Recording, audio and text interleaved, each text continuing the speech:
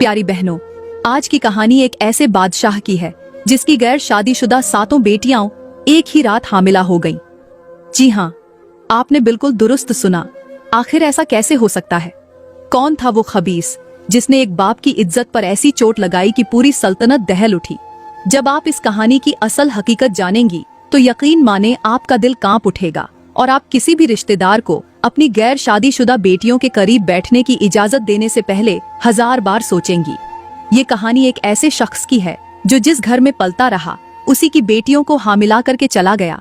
ये वो कहानी है जिसे सोशल मीडिया पर करोड़ों लोग सुन चुके हैं और हर सुनने वाले ने सिर्फ एक ही जुमला कहा, क्या ऐसा भी हो सकता है? लिहाजा आप भी वक्त निकालकर जरूर सुने, क्योंकि ये सिर्फ एक बादशाह की कहानी नहीं बल्कि हर उस बाप की कहानी है जो अपने रिश्तेदारों को अपनी बेटियों के दरमियान बिठाता है। तो चलें प्यारी बहनों, आज की कहानी शुरू करती हैं। कहते हैं कि एक बादशाह था जिसकी 7 बेटियां थीं। वो बेटियां हमेशा महल के अंदर पर्दे और हया के दायरे में रहती थीं। न कभी दरबार में आईं, न कभी बाहर किसी अजनबी से बात की। एक दिन सुबह सवेरे बादशाह अपनी चारपाई से उठा ही था कि महल की पुरानी दाई कांपती हुई कमरे के अंदर दाखिल हुई। उसका चेहरा खौफ से जर्द था। उसने हाथ जोड़कर कहा, बादशाह सलामत, एक बहुत बड़ी खबर है जो मेरे लबों पर आते ही जान निकलती है, मगर कहना मजबूरी है। वो खबर ये है कि आपकी सबसे बड़ी बेटी हामिला है। ये जुमला ऐसा था जैसे किसी ने बादशाह के कानों में आग भर दी हो। ये खबर सुनते ही बादशाह की आंखें फैल गईं, जबान लड़खड़ा गई और दिल की धड़कन रुक गई, क्योंकि उसकी बेटी तो अभी तक गैर शादीशुदा थी और किसी मर्द के करीब तक भी नहीं गई थी। ये खबर सुनकर बादशाह सारा दिन अपने हुजरे में खामोश बैठा रहा। आज के दिन ना किसी वजीर को बुलवाया और ना ही दरबार लगाया, क्योंकि आज बादशाह बहुत ज्यादा परेशान था।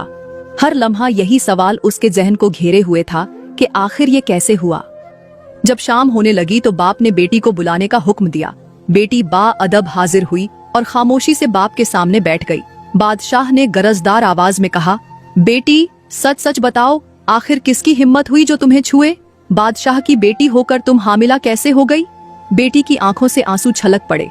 वो लरजती आवाज में बोली, अब्बा हुजूर, मुझे आपके सर की कसम, मैं तो कभी महल से बाहर निकली ही नहीं, न किसी गैर मर्द की शक्ल देखी, न किसी से बात की। अगर कभी ऐसी गलती होती तो मैं खुद मर जाती, मगर बाप की इज्जत पर दाग न आने देती। मुझे तो खुद समझ नहीं आ रहा कि मेरे साथ ऐसा क्यों हुआ है। बादशाह का दिल और उलझ गया। सारी रात जागता रहा, तकिए पर करवटें बदलता रहा, लेकिन कोई जवाब न मिल सका। अगली सुबह फज्र के वक्त वही दाई फिर दरबार में हाजिर हुई। आज के दिन उसके चेहरे का रंग और भी उड़ा हुआ था। इस बार दाई ने आंखें झुकाकर कहा, बादशाह सलामत, आज की खबर कल से भी ज्यादा संगीन है। वो खबर ये है कि आपकी दूसरी बेटी भी हामिला है। ये सुनना ही था कि बादशाह के हाथ से असा गिर गया, जिस्म कांपने लगा। वो बगैर कुछ कहे फौरन अपनी दूसरी बेटी के पास गया, गुस्से में दहाड़ा, ऐ बेटी बोल, किसकी जुर्रत हुई कि वो मेरी बेटी को नापाक करे? किसका नापाक खून तेरे वजूद में जा पहुंचा? ये सुनते ही बेटी बाप के कदमों में गिर गई। रोते हुए बोली, अब्बा हुजूर, मुझे किसी बात का पता नहीं। मैं तो जब से पैदा हुई हूँ सिर्फ आपका ही चेहरा देखा है। मेरे दिल में तो खौफे खुदा और हया की आग भरी है। मुझे नहीं मालूम ये सब कैसे हो गया। खैर, एक बार फिर से शाम हो गई। आसमान पर तारीकी छाने लगी और बादशाह आहिस्ता आहिस्ता अपने कमरे की तरफ लौट गया। वो सारी रात करवटें बदलता रहा। न नींद आई न सुकून। सिर्फ एक ही ख्याल दिमाग में गूंजता रहा कि आखिर ये सब हो कैसे रहा है। अगली सुबह का सूरज अभी पूरी तरह निकला भी न था कि वही दाई एक बार फिर लरजते कदमों के साथ महल में दाखिल हुई। इस बार उसके चेहरे पर सिर्फ खौफ नहीं बल्कि शर्मिंदगी, पसीना और पछतावा भी था। उसने थरथराती आवाज में कहा, बादशाह सलामत, मैं क्या कहूँ, मेरी जबान साथ नहीं दे रही, लेकिन मजबूर हूँ। मैं कहना चाहती हूँ कि आपकी तीसरी बेटी भी हामिला है। ये सुनना ही था कि जैसे बादशाह के जिस्म से जान निकल गई। उसके चेहरे का रंग जर्द हो गया। वो दीवार का सहारा लेकर खड़ा हो गया और खामोशी से जमीन को तकता रहा। फिर जैसे तकदीर का दरवाजा टूट गया हो, चंद ही दिनों में बादशाह को बताया गया कि उसकी चौथी, पांचवी, छठी और फिर 7वीं बेटी भी हामिला हो चुकी है, वो भी बगैर शादी के, बगैर किसी मर्द के ताल्लुक के। ये खबर नहीं बल्कि एक ऐसा जख्म था जिसने बादशाह को जीते जी मार डाला। बादशाह ने सब कुछ छोड़कर अपनी 7 बेटियों को सामने बुलवाया। वो सब शर्मिंदगी के मारे निगाहें झुकाए उसके सामने आकर बैठ गईं। बादशाह ने रोती हुई आंखों, लरजती आवाज और टूटे हुए दिल के साथ कहा, बेटियों, तुम्हारा बाप बादशाह है, एक इज्जतदार बाप, एक गैरतमंद शख्स जिसने तुम्हें हया, पर्दे और शरीफी की छांव में पाला। सच सच बताओ, आखिर ये सब कैसे हुआ? बेटियों ने कसम खाते हुए रोते हुए कहा, अब्बा हजूर, हमें आपकी इज्जत से बढ़कर कोई चीज अजीज नहीं। हमें नहीं मालूम हमारे साथ क्या हुआ। हम ना किसी के करीब गईं, ना तो किसी ने हमें छुआ। हम तो खुद हैरान हैं। हमें तो इल्म ही नहीं कि हम हामिला कैसे हो गईं। बादशाह सर पकड़कर बैठ गया।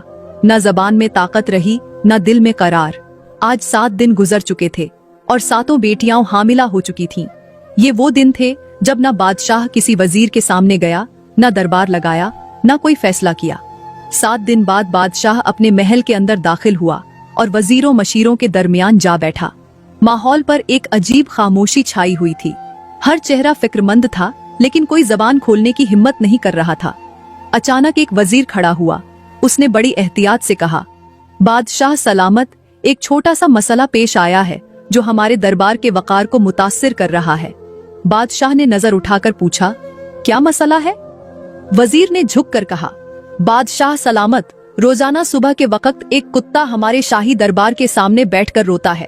उसकी आह ओ बका इतनी दिलखराश है कि महल के मुहाफिज भी परेशान हैं।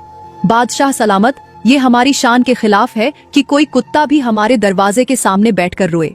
बादशाह सलामत, हमने उसे भगाने की बहुत कोशिश की, पत्थर मारे, लेकिन फिर भी वो रोजाना उसी जगह पर बैठ जाता है। ऐसा लगता है जैसे वो किसी चीज का मातम कर रहा हो। जब वजीर ने कहा, बादशाह सलामत, कुत्ता रोजाना हमारे दरवाजे पर मातम करता है और ये हमारी शान के खिलाफ है, तो बादशाह ने दिल ही दिल में कहा, जिसके घर की बेटियां बगैर शौहर के हामिला हो जाएं, वहां कुत्ते मातम नहीं करेंगे तो और क्या होगा। दरबार में खामोशी छा गई और फिर बादशाह ने गरजती आवाज में ऐलान किया, अभी और इसी वक्त वो कुत्ता मेरे दरबार में पेश किया जाए। ये अल्फाज सुनते ही तमाम वजीर, मुशीर और सिपाही साकित रह गए, क्योंकि सल्तनत की तारीख में ये पहला मौका था कि किसी कुत्ते को शाही दरबार में तलब किया जा रहा था। दरबार में जैसे एक लहर सी दौड़ गई। कुछ लोग नजरें चुराने लगे, कुछ ने सर झुका लिया और चंद सिपाही एक दूसरे की तरफ देखने लगे, जैसे समझ ना पा रहे हों कि अब क्या करना है। बादशाह ने एक बार फिर से गरजती आवाज में कहा, जाओ, फौरन कुत्ते को मेरे सामने लाओ। एक वजीर फौरन उठा और शाही महल के दरवाजे तक जा पहुंचा। वही दरवाजा जहां रोजाना कुत्ता आकर गमगीन आवाज में रोता था, मगर आज वहां खामोशी थी, सन्नाटा था। दरवाजे पर कुत्ता मौजूद न था। वजीर तेजी से वापस दौड़ा और हांफते हुए बादशाह के सामने जाकर कहा, बादशाह सलामत, वो कुत्ता कहीं गायब हो गया है। हमने पूरे दरवाजे का जायजा लिया, मगर वो वहां नहीं था।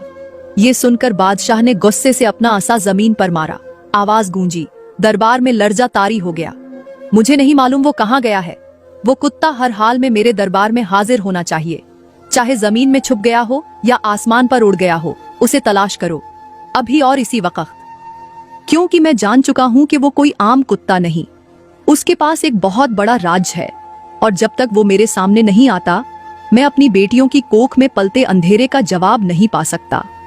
बादशाह का हुक्म सुनते ही कुछ सिपाही फौरी तौर पर अपनी जगह से उठे और उस पुरअसरार कुत्ते को तलाश करने के लिए शाही महल के दरवाजे से बाहर निकल गए। जमीन का चप्पा चप्पा छान मारा। तलाश करते करते आखिरकार वो एक पुरानी, वीरान और टूटी फूटी जगह पर जा पहुंचे, जो किसी जमाने में शायद किसी आमिल या फकीर की बैठक हुआ करती थी, मगर अब वो खंडहरों में तब्दील हो चुकी थी। वहां पहुंचकर सिपाहियों की आंखें हैरत से फटी की फटी रह गईं।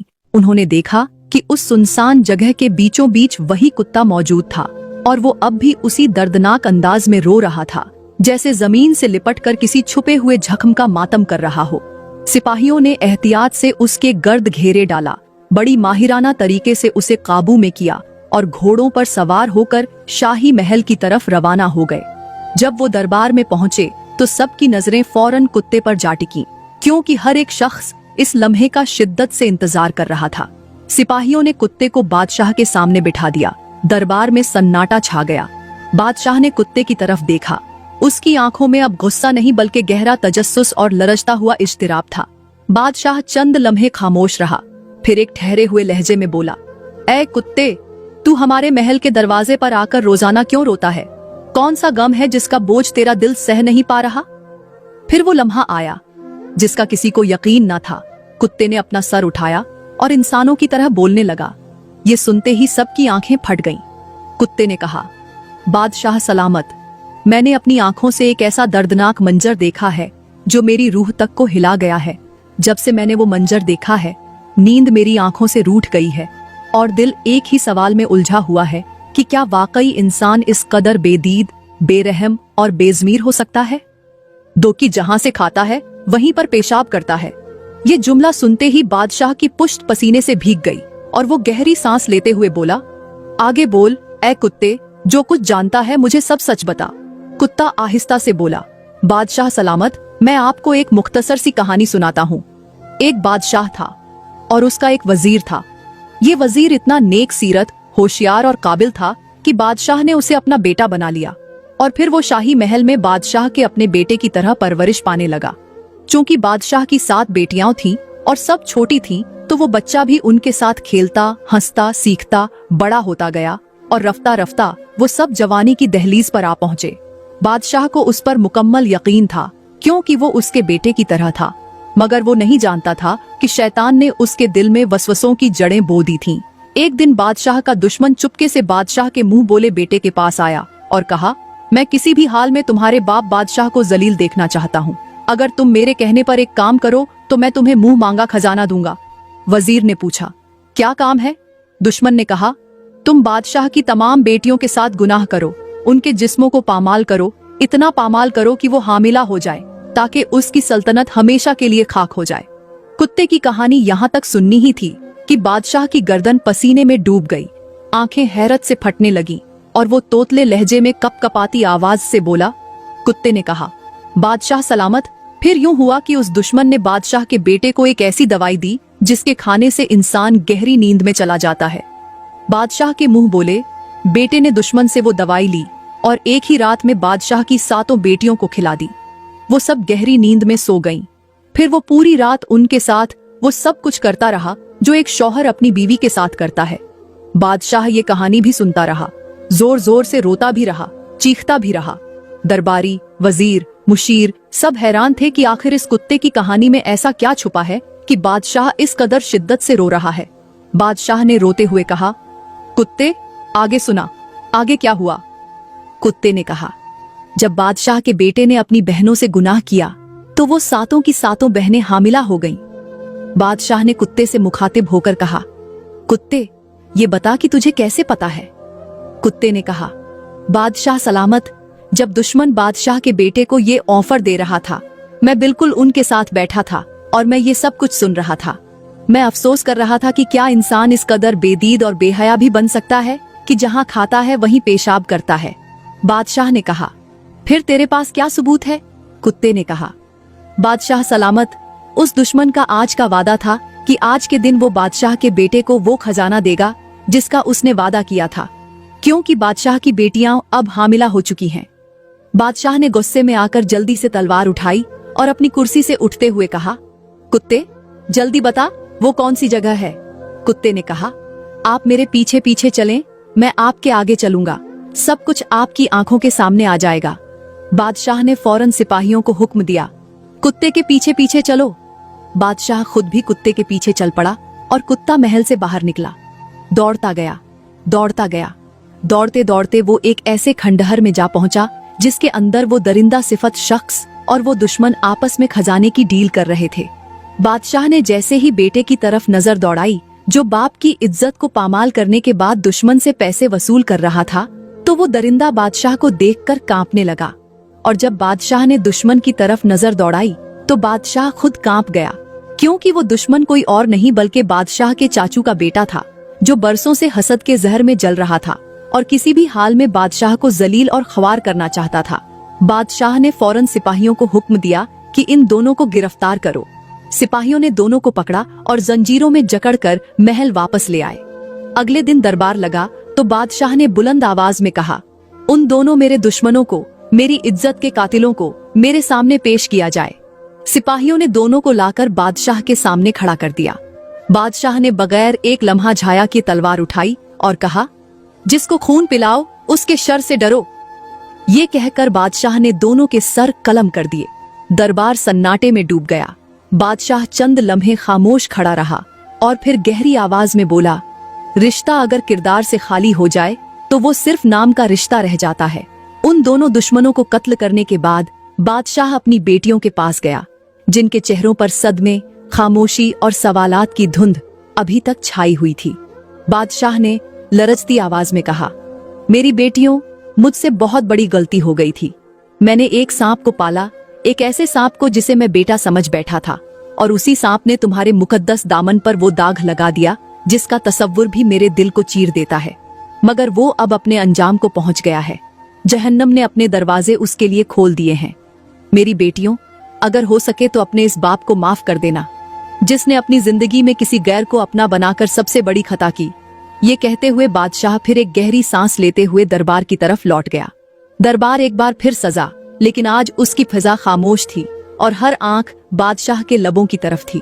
बादशाह ने सबको मुखातिब करते हुए कहा, लोगों, दुनिया वालों को अपना बनाने से बेहतर है कि अपने रब को अपना बना लो, क्योंकि अगर तुम दुनिया वालों को अपनाओगे तो वो तुम्हें ऐसे मकाम पर ला खड़ा करेंगे जहां तुम्हारी गैरत, तुम्हारी औलाद और तुम्हारा ज़मीर सब रौंद दिया जाएगा। जो मैंने भुगता है वो तुम ना भुगतो।